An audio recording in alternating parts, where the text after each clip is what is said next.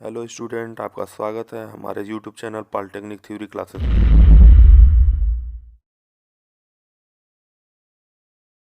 Student, आज engineering material के दूसरे लेक्चर पे हम लोग हैं। पिछले लेक्चर में हम लोग ने जाना इंजीनियरिंग मटेरियल की ओरिजिन क्या है और मटेरियल कितने प्रकार के होते हैं, मटेरियल क्या होता है, पदार्थ क्या होता है। आज हम जानेंगे पदार्थ विज्ञान, मटेरियल साइंस। पदार्थ विज्ञान इंजीनियरिंग विज्ञान की वह शाखा है जिसके अंतर्गत हम पदार्थ के गुणों का अध्ययन करते हैं। इन्हीं गुणों के आधार पर हम उन पदार्थों पर आवश्यकता अनुसार विभिन्न प्रक्रम करते हैं। जैसे आप फिगर में देखेंगे, ये आपका फिगर है। इस फिगर में हम देखेंगे एक स्ट्रक्चर है, दूसरा प्रोसेसिंग है और तीसरा प्रॉपर्टी है। नीचे एक लाइन डायग्राम बना हुआ है।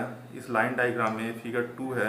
इस फिगर 2 में आप देखेंगे प्रोसेसिंग, स्ट्रक्चर, प्रॉपर्टीज और लास्ट में परफॉर्मेंस। किसी भी पदार्थ का स्ट्रक्चर क्या है, उस पर कौन कौन से प्रोसेसिंग क्रियाएं की जाती हैं, उस पदार्थ की, उस मटेरियल की प्रॉपर्टीज क्या है, तब हम डिसाइड करते हैं कि उसका परफॉर्मेंस क्या होगा। ठीक है। अब देखते हैं अभियांत्रिकी पदार्थ यानी इंजीनियरिंग मटेरियल। जिन पदार्थों का उपयोग इंजीनियरिंग कार्यों में किया जाता है उन्हें ही हम इंजीनियरिंग मटेरियल कहते हैं। ठीक है, पर इसका डिफिनीशन जो है क्लियर हो गया होगा। अब आइए नेक्स्ट पे। अब हम देखेंगे अभियांत्रिकी पदार्थों का वर्गीकरण, classification of engineering material. Engineering material को मेनली 3 टाइप से क्लासिफाई किया गया है, जिसमें पहला है मेटल हो गया। यहाँ मेटल मतलब होता है धातु और दूसरा होता है अधातु। ठीक, 2 पार्ट हो गए। और तीसरा है कंपोजिट मेटल्स। अब इंजीनियरिंग मटेरियल को 3 पार्ट में डिवाइड किया गया। पहला पार्ट जो है धातु यानी मेटल को फिर 2 पार्ट में डिवाइड किया गया। पहला है फेरस और दूसरा है नॉन फेरस। फेरस मतलब होता है लौह धातु और नॉन फेरस मतलब होता है अलौह धातु। अलौह धातु, फेरस मेटल वो मेटल होता है जिसमें आयरन कंटेंट होते हैं, मतलब आयरन विद्यमान होता है, अधिक मात्रा में आयरन होता है। नॉन फेरस मेटल उस मेटल को कहते हैं, उस धातु को कहते हैं जिसमें फेरस का यानी लौह की मात्रा नहीं होती है। ठीक, फेरस मटेरियल के एग्जांपल जो है फेरस मटेरियल में carbon steel, wrought iron, alloy steel, cast iron, ये आपका फेरस मेटल है। दूसरा है नॉन फेरस मेटल जिसके अंतर्गत aluminium, copper, lead, silver, tin, zinc आदि आते हैं। अब हम देखेंगे नॉन मेटल जो होते हैं और धातु जो होते हैं वो 2 तरह के होते हैं। जो पहला है इसमें ऑर्गेनिक और दूसरा है इनऑर्गेनिक। ऑर्गेनिक में सबसे पहला होता है एग्जाम्पल वुड जो है ऑर्गेनिक मेटल होता है।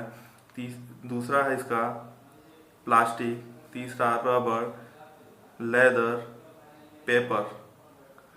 और अब देखेंगे दूसरी साइड में इनऑर्गेनिक मेटल भी कई प्रकार के होते हैं। जैसे पहले नंबर पे है सीमेंट, दूसरा ग्लास, तीसरा सिरामिक और चौथा ग्राफिक्स और 5वां मिनरल्स। ये जितने प्रकार के आपके मेटल्स, नॉन मेटल और कंपोजिट मेटल आप देख रहे हैं इंजीनियरिंग मटेरियल, इसका डिस्कस जो है हम आगे चैप्टर में करेंगे पूरा डिटेल से मतलब मेटल के बारे में जानेंगे, फेरस मेटल के बारे में जानेंगे, carbon steel, wrought iron, alloy steel, cast iron, aluminium, copper, lead, इन सारे मेटल्स के बारे में, वो चाहे ऑर्गेनिक हो, इनऑर्गेनिक हो, फेरस हो, नॉन फेरस हो, सभी धातुओं के बारे में हम आगे चैप्टर में विस्तृत से पढ़ेंगे, डिटेल में पढ़ेंगे। आइए देखते हैं इन इंजीनियरिंग पदार्थों का उपयोग किन किन क्षेत्रों में और कहाँ कहाँ होता है, इनका अनुप्रयोग क्या है। पदार्थों का अनुप्रयोग, application of engineering material. Building structure में इंजीनियरिंग पदार्थों का प्रयोग किया जाता है। कंक्रीट रेनफोर्स में इंजीनियरिंग पदार्थों का प्रयोग किया जाता है। ऑटोमोबाइल पार्ट्स बनाने में इंजीनियरिंग मटेरियल्स का यूज करते हैं। मैरीन इंजीनियरिंग में इंजीनियरिंग मटेरियल का यूज करते हैं।